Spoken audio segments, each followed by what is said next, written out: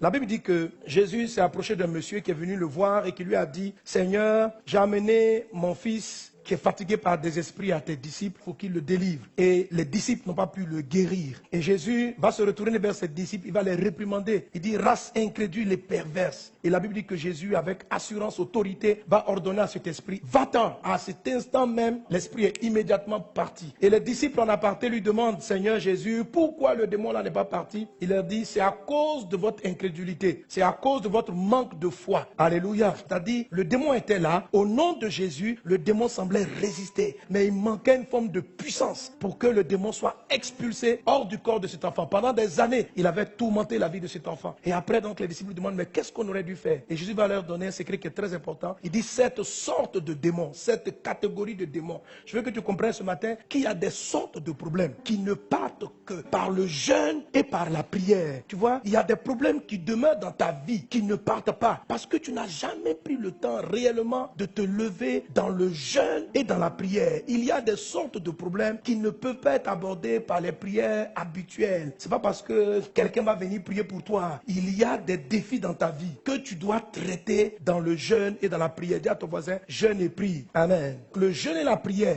est un instrument qui booste votre foi, qui donne plus de puissance et d'énergie à ce que vous demandez. La volonté de Dieu, c'était de délivrer cet enfant. Mais la volonté de Dieu, malgré la forme des prières que les disciples ont faites, n'a pas pu s'accomplir.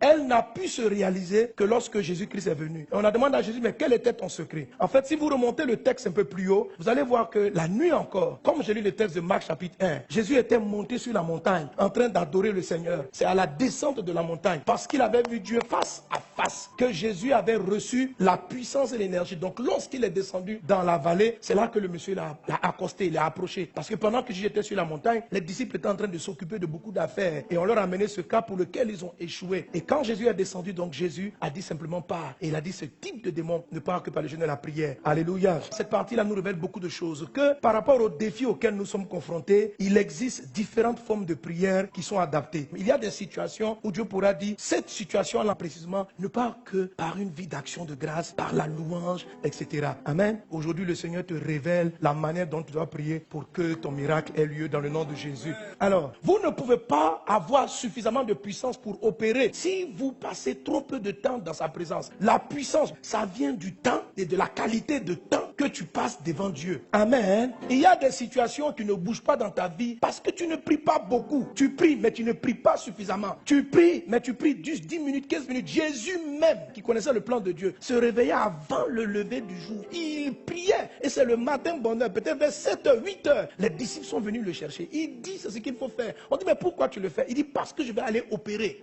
Je veux que tu sors de ce lieu ce matin en te disant, je dois accorder mon temps de prière. Lève-toi avant le lever du jour. Prie. Le mariage que tu n'as pas, les enfants que tu n'as pas, les problèmes qui persistent. Tu vois, il y a des sortes de problèmes qui sont traités par le niveau de prière que tu es en train de faire. Mais il y a d'autres sortes de problèmes qui ne seront pas résolus tant que tu ne vas pas te priver de ton petit déjeuner. Tu ne vas pas te priver de ton dîner. Il y a des problèmes. Si tu manges, vous savez, on se moque quelquefois de Ésaü, on dit, à cause de la nourriture, il a vendu son droit d'aînesse. Il y a des chrétiens, à cause de manger, ils ne vont pas rentrer dans leurs promesses. Est-ce qu'on est ensemble? Tu aimes manger, tu vas payer ton héritage parce que tu n'aimes pas gêner. Tu vends ton mariage, tu vends tes enfants, tu vends ton bonheur conjugal, tu vends certaines situations à cause de foutu, choses grèves. Depuis là, on te renvoie de toutes les entreprises. Tu n'arrives pas à travailler, tu vends ta vie professionnelle parce que tu ne peux pas te priver. Fais 24 heures de jeûne de 6h à 6h. C'est pour ça les gens te maltraitent au travail. Tu n'arrives pas à avoir un seul boulot. Tu prends, tu le perds, tu prends, tu le perds. Pourquoi? À cause de manger. Ce jour-là, Ésaü devait se priver de ses lentilles. Jeûne, mon petit, jeûne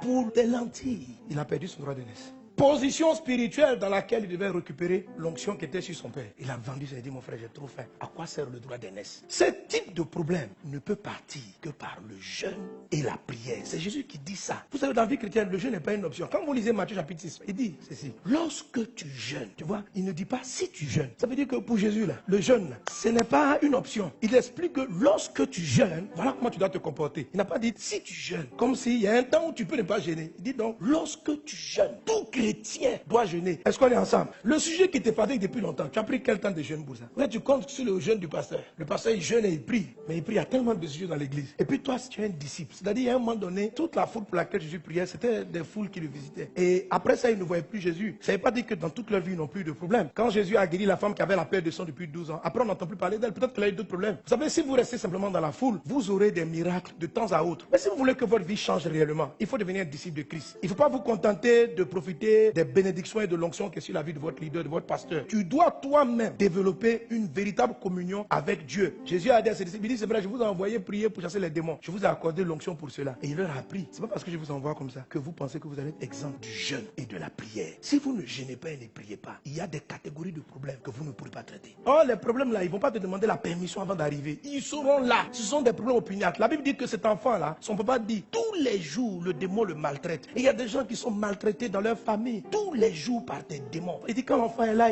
le démon le saisit, il le jette dans le feu, il le jette dans cela. Ce n'est pas que les disciples n'ont pas prié. Les disciples ont tenté de le chasser. Tu as tenté de prier. Tu es venu à des réunions de prière pour dire, papa, je suis fatigué, je veux me marier. Dieu dit, il y a des sortes de célibats qui partent en disant Amen et puis tu te maries demain. Mais ce type de célibat auquel tu es confronté, il ne peut partir que par le jeûne et la prière. Ce type de chômage, mais toi ton chômage là, c'est pas comme pour tous les autres. Mais de vue, un démon, c'est un démon. Mais Jésus savait de quel type de démon il s'agissait. Il dit cette sorte-là. Alléluia. Mais ce n'est pas seulement le jeûne. Il y a beaucoup de gens qui sont capables de se priver de nourriture. Se priver d'aliments sans prier. C'est comme quelqu'un qui fait une grève de faim. Il n'y a aucune puissance là-dedans. Il y a des gens qui font des journées entières sans manger. Et ils croient qu'ils ont jeûné et prié. Ça ne chasse pas des démons. Quand on jeûne, on augmente ses heures de prière. On prend plus de temps dans la prière. On se lève tôt le matin. On prie. Et la Bible n'a pas dit ce type de démon ne sort que par le jeûne. Ce type de démon ne sort que par le jeûne et la prière. Les deux doivent être combinés. Le jeûne est une forme de prière. Le jeûne sans la prière, c'est égal à zéro. Ça fait rien. Ça produit aucune énergie, aucune puissance. Rien. Est-ce qu'on est ensemble?